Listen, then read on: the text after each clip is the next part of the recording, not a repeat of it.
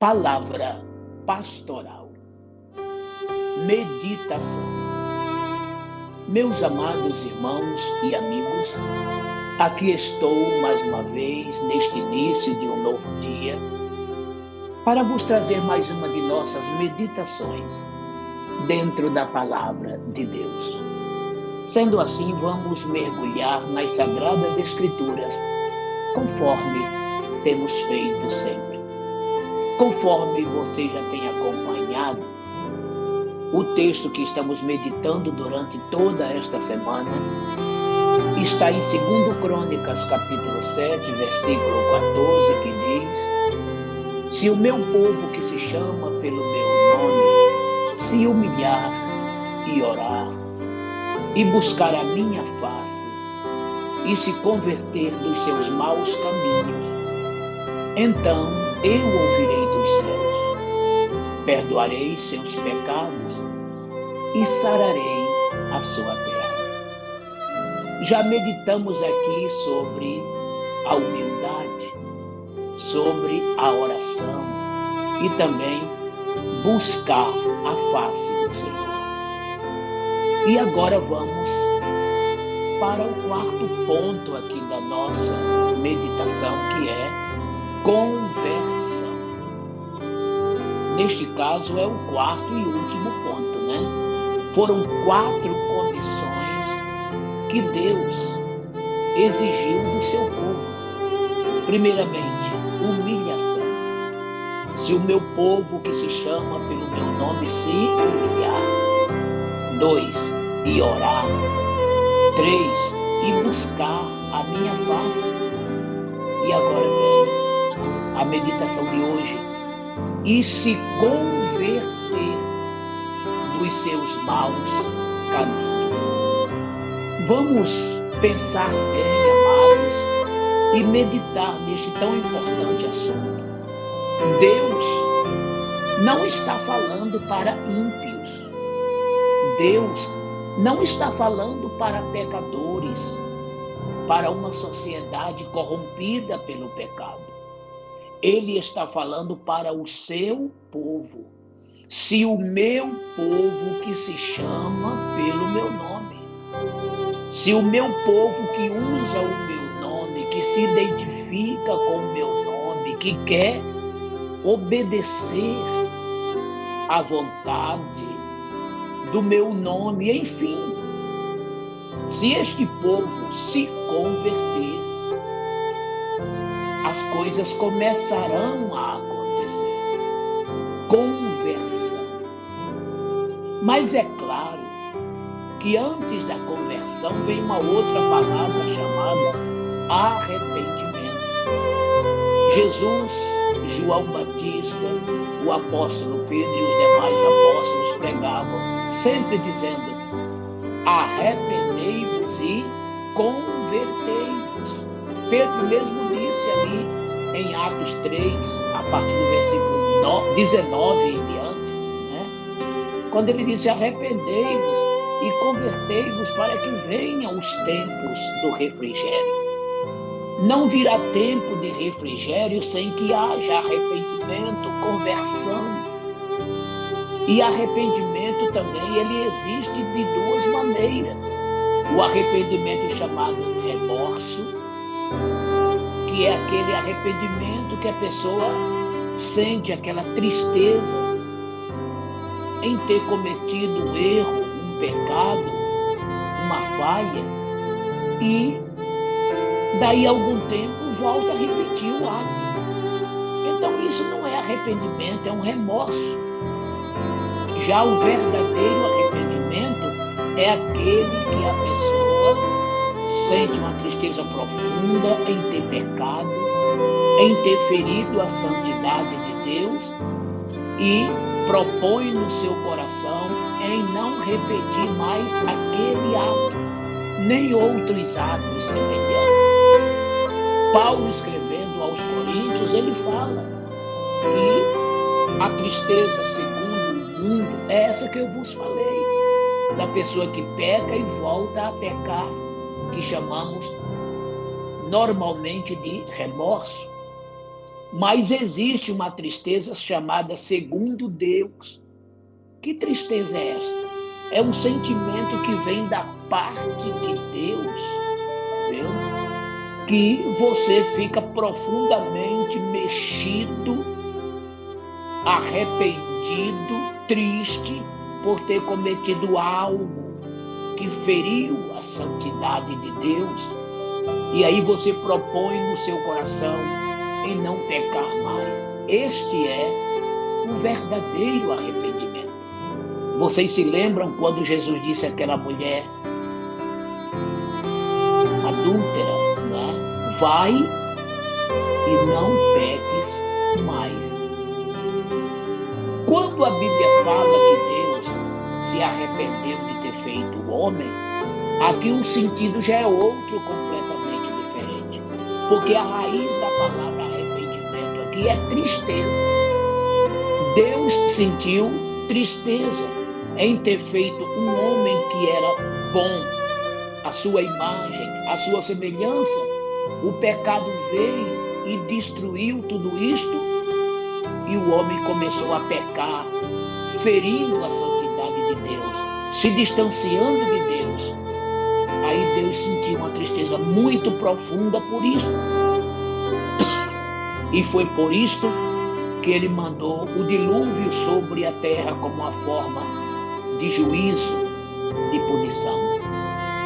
Então, esta raiz chamada tristeza, ela continua hoje, sendo que para nós, os pecadores, os míseros mortais, ela atua dessa forma. Quando é uma tristeza segundo o mundo, segundo a carne, a gente sabe que erramos, pecamos e voltamos a pecar. Isso é remorso. Mas a tristeza segundo Deus, aquela tristeza que Deus põe em nossos corações, é aquele sentimento de que quando você peca, você sente essa tristeza, e é uma tristeza tão profunda, é um arrependimento tão profundo, que você propõe não pecar mais. E este é o verdadeiro arrependimento. E quando isto acontece, o próximo passo é conversão. O que é conversão? Do grego, metanoia, ou seja, mudar de posicionamento. Pense direitinho. A pessoa está de frente para o pecado e de costas para Deus. É a vida comum do pecador. Quando esse pecador aceita a Jesus pela sua palavra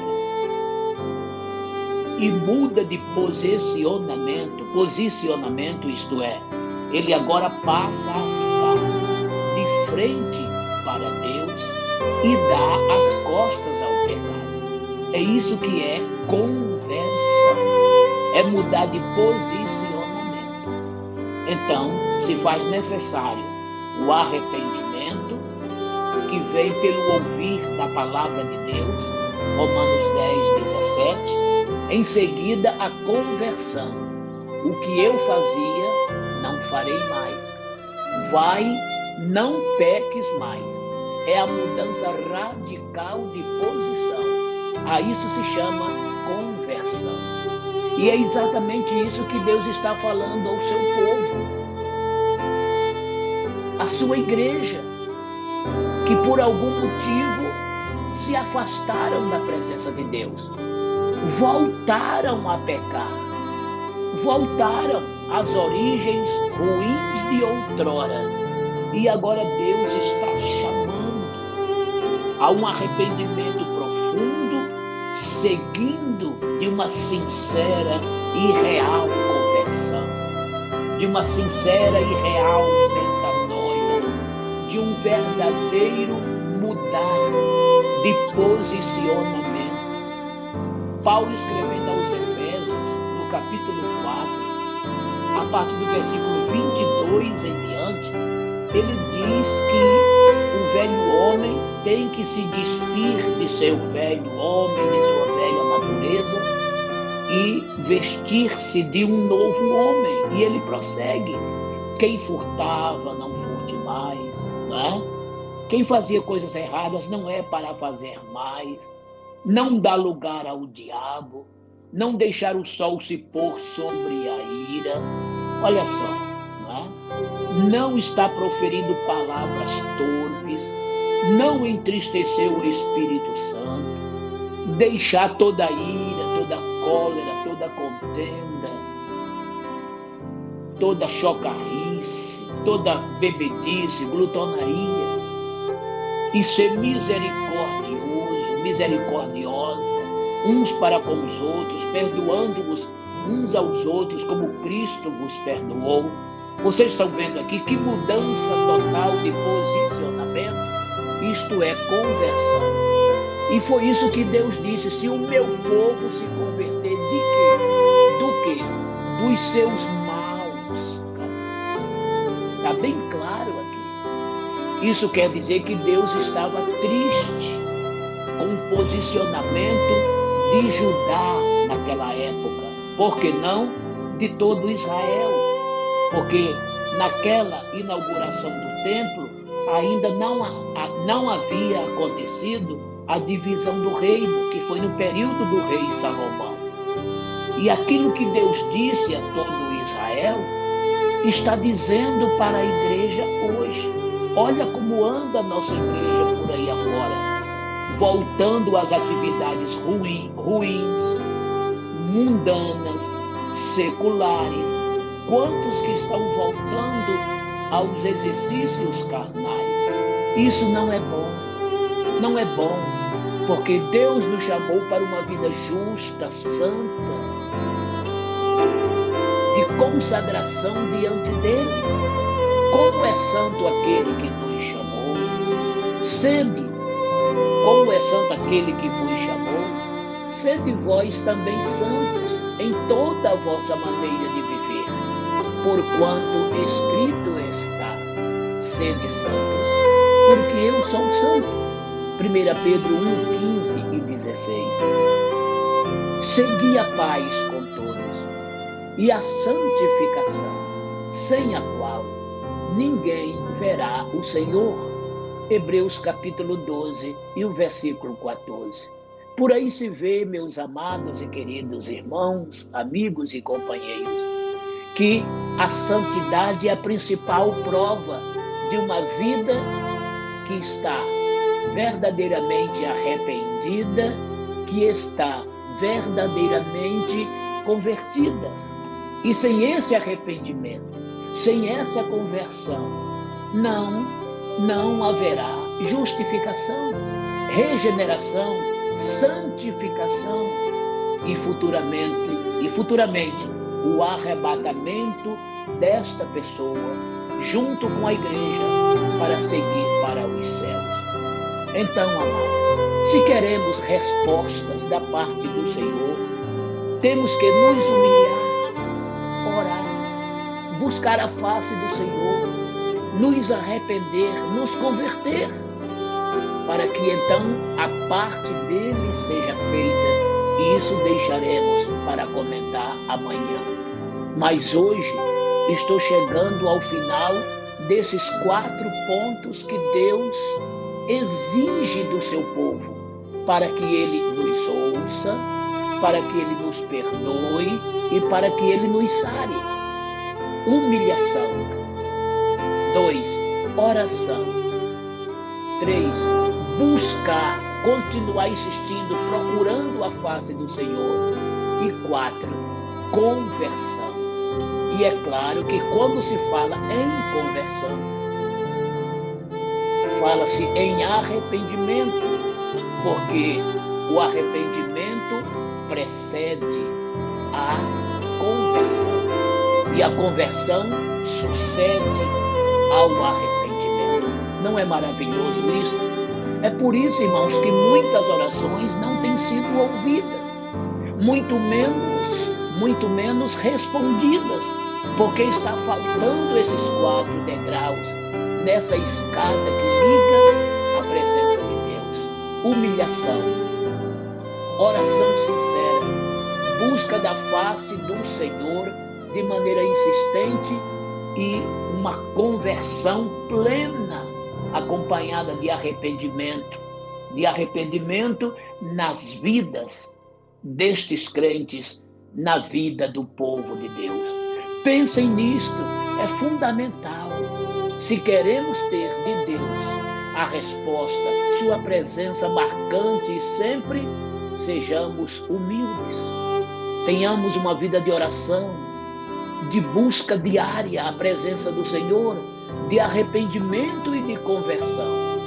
Daí para frente, as consequências serão maravilhosas, divinas, benévolas, enfim, faltam até palavras de cunho positivo para dar vazão ao que Deus fará. É a porta do céu que se abrirá sobre o povo de Deus. Se o meu povo, que se chama pelo meu nome, se humilhar e orar e buscar a minha face e se converter dos seus maus caminhos, então eu ouvirei dos céus, perdoarei seus pecados e sararei a sua terra. Pense nisto. O caminho aqui é conversão. Vamos nos converter de nossos maus caminhos. Vamos mudar os nossos posicionamentos. Tudo aquilo que temos feito de ruim, de errado, de desonesto, enfim, tudo aquilo que é negativo e que vem das trevas. Vamos nos converter disto tudo. Vamos nos converter para Deus e fazer o bem e andar na luz. E o Senhor nos abençoará. Pense nisso. Deus te abençoe. Meu Deus e Pai, receba a minha oração, adoração, gratidão e louvor. Que tenhamos esta consciência, Senhor, que precisamos ser pessoas devidamente arrependidas e convertidas, juntamente com a humildade, a oração e a busca, de posse desses 4 elementos. Sabemos que o nosso entrar, a Tua presença será facilitado e que o Senhor nos ouvirá, nos perdoará e nos sarará. Cura os enfermos, solucione os problemas e venha aliviar, Senhor, a aflição do Teu povo. Eu te imploro em nome de Jesus. Amém. Eu quero te desejar um maravilhoso e abençoado dia. Receba o meu forte e afetuoso abraço e a paz do Senhor.